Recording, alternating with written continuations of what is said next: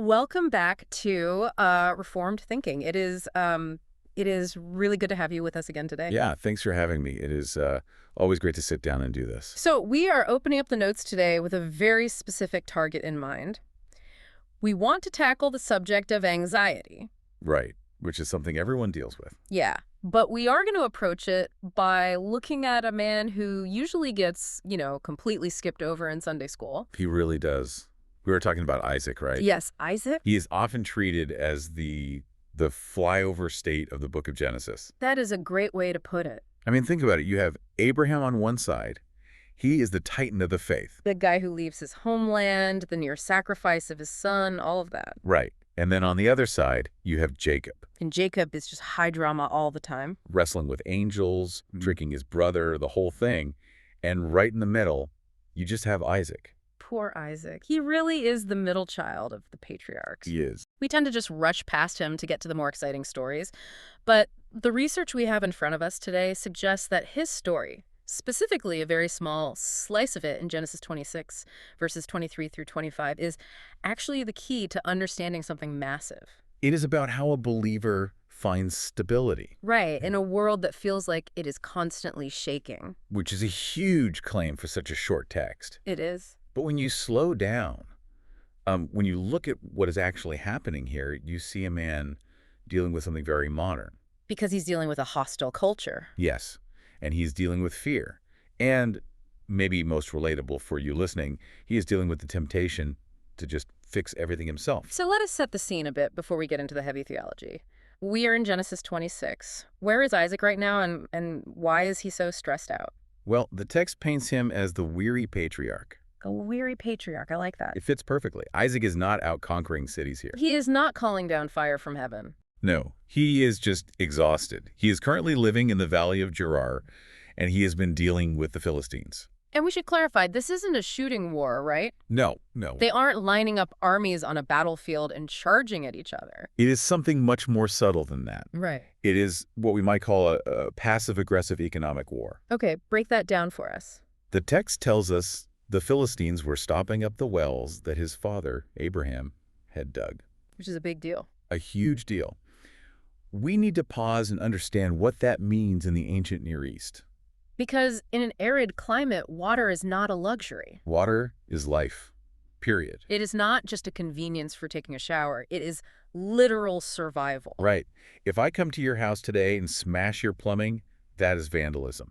It is annoying, but you will survive. But in this context... If I come to your tent in the desert and plug your well, I am trying to kill you. Wow. Or at the very least, I'm trying to erase your existence from that area. The text specifically says they were filling the wells with earth. That feels incredibly personal, doesn't it? Highly personal. Because they aren't even trying to take the water for themselves. They're just ruining the resource so nobody can have it. It is a pure act of envy and malice. And there is a psychological element to it as well. What do you mean? By filling in Abraham's wells, they are trying to bury the memory of Isaac's father. They want to wipe out the history of the covenant family in that entire region. They want Isaac to look around and feel like he has absolutely no roots there. And the central tension in the story right now is that Isaac is actually quite wealthy. He is very wealthy. He is blessed by God. He has flocks, he has herds, he has a ton of servants, but he is still being pushed around. Yes, he digs. Well, the Philistines claim it. So he moves. He moves, digs another one, and they claim that too. He is totally displaced. He is living in a corridor of conflict. That is the perfect phrase for it, a Right. corridor of conflict. And I think a lot of listeners can identify with that specific feeling. Oh, absolutely. You are doing the work. You are trying to build a good life, trying to raise your family or run your business. And it just feels like there is this constant hostility humming in the background. Yes, it feels like you are always waiting for the other shoe to drop. You get a little foothold, things start going well, and someone comes along and throws dirt in your well. Spot on. Yeah. And that brings us to the real mission of this deep dive. Right. We want to see how a believer responds to that exact kind of pressure. Because the world has a very specific way of handling it. The world's way is what we would call pragmatism. Yes. The world says, fight back, get a lawyer, sue them into oblivion. Get on social media and blast your enemies. Right. Secure your rights at all costs. Do whatever works. Establish your territory by force if you have to. But the scripture's way, as we are going to see with Isaac, is radically different. It is the opposite of pragmatism. Isaac retreats to ascend. He doesn't fight fire with fire. And what we're going to see in this deep dive is that this is not just a historical story about digging holes in the dirt. Far from it. It is about covenant assurance. It is about something we call the third use of the law, which is our guide for gratitude. Yes. And maybe most critically, it is about prioritizing worship over commerce. So let us jump right into verse 23. Let's do it. The text says, "From there, he went up to Beersheba." Now, I know enough about biblical narrative to know that geography is rarely just geography. That is a very safe rule to live by when you are reading the Bible. Geography often functions as theology. So what does went up mean here? The text uses the Hebrew verb Allah. Now, on a literal physical level, this is accurate. He is moving from the lowlands of the coast up to the higher elevation of the Negev. So he is literally physically climbing. Yes, gaining elevation. But spiritually, this is an ascent as well. A spiritual climb. He is separating himself from the petty squabbles and the mudslinging of the valley of Gerar to seek Yahweh. Leaving the place of conflict to go to a place of promise. Precisely. And I think we really need to pause here and clarify something central for you listening. Right, about how we view this text. We are treating this as real, literal history. We have to. There is a big tendency in some academic circles, specifically liberal critical scholarship, to treat these narratives as myths. Oh, yeah. They say these are just tribal legends. Right. They argue these stories were invented centuries later just to explain why a certain town is named Beersheba. Which we reject entirely. We reject it completely. If it is just a fairy tale, it does not help me when I am up at night anxious about my life. Spot on. If Isaac is a fictional character, then God's interaction with him is fiction too. But we believe this is literal history. Isaac was a real man. He felt the grit of the sand in his teeth. Yes, and he felt the knot of anxiety in his stomach. He really walked up that hill. If we lose the historical reality, we lose the theology. Because God acts in space and time. It does. So Isaac goes up to Beersheba. Why there? I mean, why not just the next valley over? Why is this specific spot so significant? Because Beersheba is what we might call hallowed ground for his family. The name itself means something, right? It means well of the oath or well of seven. To Isaac, this is not just picking a new random campsite. Right. This is the exact spot where his father, Abraham, planted a tamarisk tree and called on the name of the everlasting God back in Genesis 21. Ah, so he is going back to the source. He's going back to where the family history is rooted in faith. He is stepping into a stream of family faithfulness. Think about his mindset for a second. Okay. He is incredibly stressed. He has been harassed relentlessly. So he goes to the place where he knows God showed up for his dad. It is an act of covenant memory. Yes. He is hoping that the God who was faithful to Abraham in this specific spot will be faithful to him too. That really brings to mind the concept of the pilgrim mindset. Yes, the sojourner. The writer of Hebrews talks about this in chapter 11. It says, Isaac lived in tents. He was looking for a city with foundations, but he never actually built one himself. That is the key distinction between Isaac and the Philistines. The two different mindsets. Right. The Philistine mindset, which is the worldly mindset, is to dig in, to build walls. To claim this patch of dirt as mine forever. And to defend it with violence if necessary. Yeah. It is all about ownership and permanence in this current world. But the pilgrim mindset is totally different. The mindset of the sojourner is to hold the world loosely. Isaac is willing to move. He is. He is willing to walk away from a perfectly good, functioning well in Gerar just to preserve his peace and his walk with God. He realizes that the land is not the ultimate prize. God is. Which is a really hard pill to swallow for us today. Oh, we hate that. We are totally obsessed with our rights. We are. We feel this intense temptation to engage in constant culture wars just to secure our property, our reputation, our little patch of cultural influence. We feel like if we give an inch to the culture, we lose everything. We do feel that way. But notice how Isaac reacts. His move is a model of what we can call restful obedience. He is the exhausted saint. Yes. And I know many of you listening can relate to that description. Absolutely. You feel drained by the hostility of the secular world. You feel like every single time you try to build something good, the world just tries to fill it with earth. It feels endless. And honestly, it makes you want to fight. It does. But Isaac shows us that sometimes the faithful move is not to stand and fight in the mud. It is to go up. To ascend to Beersheba, to seek God's face rather than the enemy's defeat. So he gets to Beersheba. He is tired. He is dusty from the climb. And this is where the story pivots. Verse 24. It says, the Lord appeared to him the same night. The same night. That specific detail matters so much. It implies urgency, doesn't it? Like, God didn't wait for him to get unpacked and set up a nice camp. He didn't wait at all. God comes when Isaac is at his most vulnerable. And the text specifies it is night. Night is the time of fear. It is when the distractions of the day fade away, the physical work stops, and your anxieties get really loud in your head. The sun goes down, and you just start overthinking all the things that could go wrong. Isaac is sitting there probably wondering if he made a massive mistake leaving the water sources of Gerar. He is exposed. He has no defenses. And right then, God interrupts them. Which brings up a huge theological point about the order of things here. God appears before Isaac does anything religious in this text. Yes, this is crucial for Reformed theology. This absolutely destroys any idea of works righteousness. It is the death knell for the Arminian view. Or the Roman Catholic view of merit. Right. Isaac has not built the altar yet. He has not offered a single sacrifice. He hasn't even pitched his tent yet. He just showed up, exhausted, and God appears. So grace gets there before the work does. That is the very definition of grace. God's initiative is the cause. Isaac's worship is merely the effect. If you reverse that order, you destroy the gospel. You completely ruin it. You turn it into a transaction where we are trying to buy God's favor with our obedience. But here the favor comes first. God initiates. He does. And look at how God identifies himself. He says, I am the God of Abraham, your father. Why say it like that? Why not just say, I am God, or I am the creator of the universe? Because of covenant continuity. God is not a new, unfamiliar deity to Isaac. He is the God of his history. Right. Isaac's life right now is wildly unstable. He's moving, fighting, fleeing. But God is the fixed point.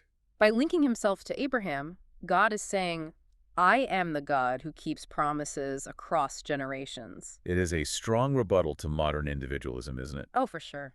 We love to think faith is this personal thing we just invent in our own heads. Just me and my Bible in a vacuum. We act as if we are the very first Christians to ever live. But this text shows us that faith is a connection to a generational promise.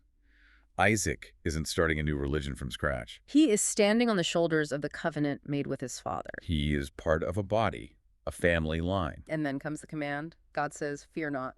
The Hebrew there is al-tira, and whenever God says fear not in the Bible, it is usually very safe to assume the person he is talking to is terrified. So Isaac was actively afraid. He wasn't just tired, he was scared. He was panicked. And theologically, we can say that his fear is a kind of functional atheism. That is a very strong phrase. Functional atheism. Break that down for us. Well, think about what is happening in your heart. If you are totally paralyzed by fear, you are acting in that specific moment as if God does not exist. Or as if he is not actually in control of the situation. Right. You are living as if the final outcome depends entirely on your own strength. Which is a forgetting of the covenant. Exactly. So God addresses the emotion directly. He says, stop fearing. But notice the reason he gives for stopping. Yes, this is key. He doesn't say, fear not, Isaac, because you are a smart guy and you will figure out a new well system. He doesn't say, fear not, you have a really strong private army of servants. He says, for I am with you. That is the indicative. That is the objective statement of fact. The reason to stop fearing isn't that Isaac is strong. It is that God is present. This is the core logic of the gospel. It foreshadows the name of Jesus, Emmanuel. God with us. God with us. Yep. And the Great Commission, I am with you always. The cure for fear isn't self-confidence. It is God-confidence. Spot on. And I think this seems like a really good spot to correct some of the prosperity gospel teaching that is so common today. It is essential that we correct it. Because a prosperity gospel preacher would look at this story and say the primary blessing is that Isaac is going to get all his physical wells back. They would say, fear not, for I will make you richer than the Philistines, and they will all come groveling to apologize to you. But look at the text. The primary blessing is simply the presence of God himself. I am with you. That is the actual reward. That is the reward. Think of it this way. If you have God, but you have no well, you are blessed. And if you have the well, but you do not have God, you are cursed. That is the calculus of the kingdom. We tend to want the presents, like the gifts, not the presence of the giver. We want the stuff God gives, but we don't necessarily want God himself. That is the default setting of the fallen human heart. It is. Now, moving to the next part of that verse, God explains why he is doing this for Isaac. And this might bruise our modern egos a little bit. It probably will. God says, For my servant Abraham's sake. That is a hard truth. God blesses Isaac, not because Isaac is a really nice guy, Not because Isaac is a moral giant. but simply because of the oath sworn to Abraham. It does offend the modern ego. We desperately want to be blessed for our own sake. We want God to look at our lives and say, wow, you are doing a stellar job. Here is a reward just for you. That is the instinct of the flesh. We want personal merit. We want to earn our standing. But this introduces us to the theological doctrines of imputation and federal headship. Yes. Let's explain federal headship simply for the listener. Think of a diplomat. Yeah. If the U.S. ambassador walks into a room in a foreign country, he is treated with the full dignity and respect of the United States. But not because he personally owns the country. Right. It is because he represents the head of state. Mm-hmm. He holds a standing that isn't his own personal achievement. He is covered by the authority of another. Here, Abraham is the federal head of the covenant for his family. Isaac is being treated according to the righteous standing of another. And if we pull back and connect this to the bigger biblical picture, this is pointing straight to Jesus. It is a direct, undeniable line. Just as Isaac was blessed for Abraham's sake, we are blessed for Christ's sake. We are not blessed because of our consistent quiet times. Or our philanthropy, or our voting record, or how nice we are to our neighbors. We are blessed because the Father looks at us and sees the Son. That is the logic of the gospel. We are accepted in the beloved. The only reason a completely holy God can look at a sinner like me or a sinner like Isaac and say, I am with you, is because of a mediator. And the Apostle Paul makes this connection explicitly in Galatians 3:1 says. He argues that the seed promised to Abraham is, in the end, Christ himself. So Isaac is a beneficiary of a promise that is heading straight toward Jesus. God also tells Isaac, I will multiply your offspring. Which is fascinating timing. Right. Isaac is sitting there terrified about finding enough water for tomorrow, and God is talking about building nations in the distant future. God lifts his eyes. Isaac is looking at the dirt, worrying about a stopped well in Gerar. God points him to the horizon. It is a future orientation. It brings massive assurance. If God promises a future line of offspring, then Isaac physically cannot be wiped out by the Philistines today. It is perfectly logical. If I hold a divine promise of a future, I am invincible in the present until that purpose is fulfilled. Yes. It puts his current, terrifying crisis into its proper perspective. The Philistines are a momentary annoyance. The covenant is eternal. And that brings us to section 4 of our discussion. Which is really the core of what we want to get across today. The order of operations. How Isaac actually responds to God speaking to him. Verse 25 gives us a very specific sequence of 4 verbs. The Hebrew text uses what we call way-tool verbs. Way-heel. Yes, which simply indicates a narrative sequence. One thing happens, then the next, then the next. It tells us the exact order matters deeply. Okay, let's list them out. What is the first one? First, he built an altar. Second. Second, he called on the name of the Lord. Third, he pitched his tent. And the fourth. Fourth, his servants dug a well. Okay, we really need to break that down. He puts the altar first, and the well is dead last. That is the main thesis of this text, the absolute priority of worship. Think about the world's order for a second. If I land in a new city or I am caught in a sudden crisis, the world says, secure your finances first. Get the job. Get the apartment. Dig the well. Make sure you can physically survive the week. And then, and only then, if you have some spare time on a Sunday morning, maybe go find a church. That is the idol of pragmatism. It says survival is the chief end of man. But the text shatters that idol completely. Isaac puts the altar before the well. He secures his relationship with God before he secures his basic water source. To the modern mind, that seems highly irresponsible. That seems crazy. Water is life. You need water to live. If you don't dig the well immediately, your flocks die, your servants die, you die. It does seem counterintuitive. But the covenant order shows us that worship establishes the reality in which our work takes place. If you dig the well without the altar, then you are just a secular humanist with a shovel. Oof. You might be alive, but you have no real purpose. You have physical provision, but zero peace. This connects perfectly to the Westminster Confession and Reformed theology in general. It does. You mentioned the third use of the law earlier in our deep dive. Can you explain that for someone who might not be familiar with Reformed categories? Sure. In our theology, we say the law of God has 3 primary uses. Okay. The first use is like a mirror. It shows us our sin and our misery, and it drives us to Christ for salvation. Second use. The second use is civil. It acts like a fence. It restrains outright evil in society through the threat of punishment. But the third use is the one we are focusing on here. Yes. The third use is the guide for the believer's gratitude. It shows us how to live a life that pleases God, not to earn salvation, but because we already have it. Spot on. Isaac builds this altar not to get saved.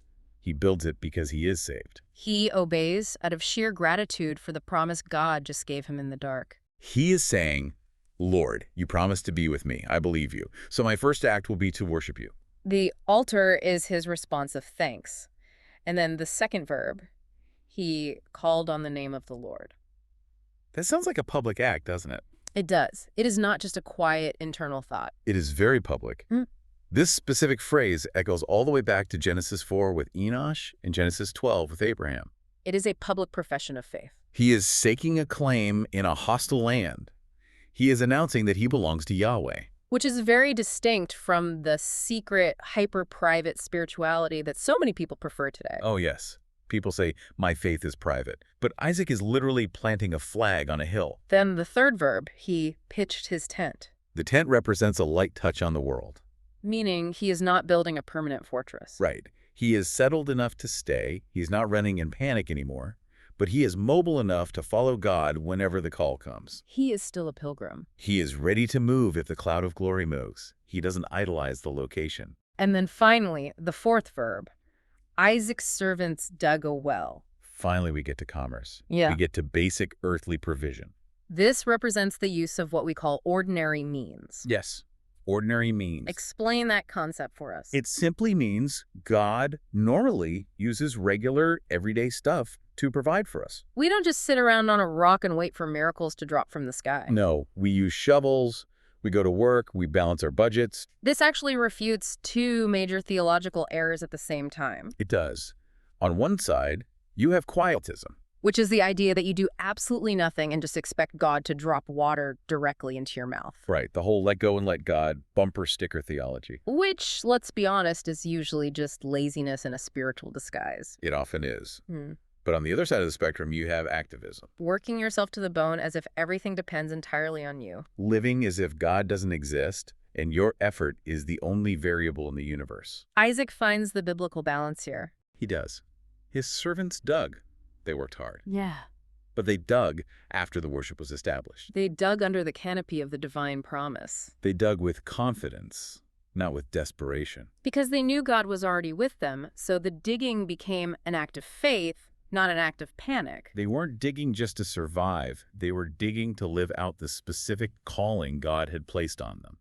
So bringing all of this into the 21st century, let's apply it. We have listeners right now who are incredibly anxious. They are worried about their jobs, their kids, the hostile political climate. The direct application here is the cure for that anxiety. How so? Anxiety usually stems from trying to secure the money, the status, the safety, without first building the altar. We are trying to sustain ourselves without relying on the sustainer. We act like functional deists again. Explain the functional deist for a second. A functional deist is someone who lives as if God just wound up the clock of the universe and then left the room. They might believe in God on paper, like they signed the doctrinal statement. But in daily practice, their internal monologue is, if I don't fix this mess right now, no one will. The pastoral balm for that mindset is right here in the text. Yes. If God is with you, the specific outcome of the well matters a whole lot less. Maybe you hit water, maybe you hit dry rock. But either way, you already have the spring of living water. You have God's presence.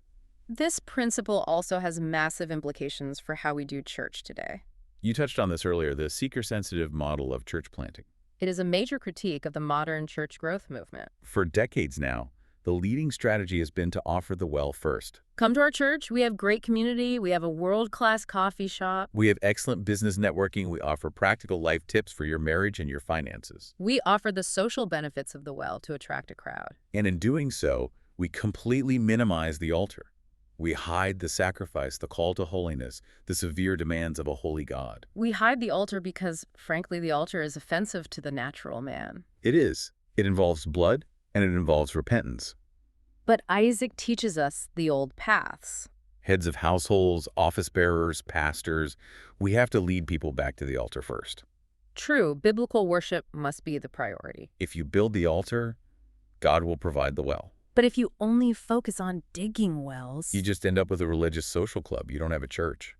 And for the individual listening today, the father leading his home, the mother raising her kids, this is a clear call to order your life properly. Stop digging for a moment. Just stop. Look at your weekly schedule. Look at your bank account. Does it reflect a priority on the well or a priority on the altar? Are you consistently skipping corporate worship to work an extra shift you don't actually need? Are you skipping family prayer around the dinner table just to rush the kids to another travel soccer practice? That is digging the well before building the altar. And it inevitably leads to profound spiritual dryness. We also need to issue a very clear warning to the unbeliever tuning in today, or someone who is just checking out the Christian faith. Yes, what does this text say to them? A well without an altar is what the prophet Jeremiah calls a broken cistern. It holds absolutely no water. You can achieve all the worldly success you could ever dream of. You can own the deepest, highest producing well in the entire valley of Gerar. But without the altar of Christ? Without the bloody sacrifice that actually brings peace with God, you will die of thirst. The Old Testament altar always points forward to the cross of Jesus. It always does. The altar is the place where death happens so that life can be preserved. And for us today, under the new covenant, that is represented in the table and the word. The visible sacraments and the preached word. So let's recap the movement we have seen in this text today. We started down in the valley of Gerar, a place of conflict, envy, and total exhaustion. Then Isaac moved up to Beersheba, the place of the covenant oath. We saw the night of divine interruption, God speaking peace directly into his fear. Grace preceding works. Yes. And finally, we saw the proper ordered response altar, name, tent, well. It is a beautiful architecture of the Christian life. It really is. As we wrap up this deep dive, I want to leave you, the listener, with a final charge. The charge from this text is threefold. First, believe the promise. Believe the indicative statement, I am with you. Believe it simply because God said it. Second, love the promiser. Let your heart actually be warmed by the God who stoops down into the dirt to comfort a weary pilgrim. And third, do the work. That is the imperative. That is the third use of the law. Build the altar. Dig the well. Live your life with your priorities in the right order. And here is a final thought for you to chew on as you go about your week. Isaac found God in the dark. The text says the Lord appeared to him the same night. We usually want God to show up in the light. We want him there when everything is clear and sunny and easy to understand. But the darkness of your current situation, the confusion, the fear, the exhaustion you are feeling right now, it might be the exact canvas God has specifically chosen to display the brilliant light of his covenant presence to you. Amen. He is the God of the night just as much as he is the God of the day. Thank you for joining us for this deep dive. We hope this study helps you build your altar before you dig your well this week. This is Reformed Thinking. Grace and peace to you all. See you next time.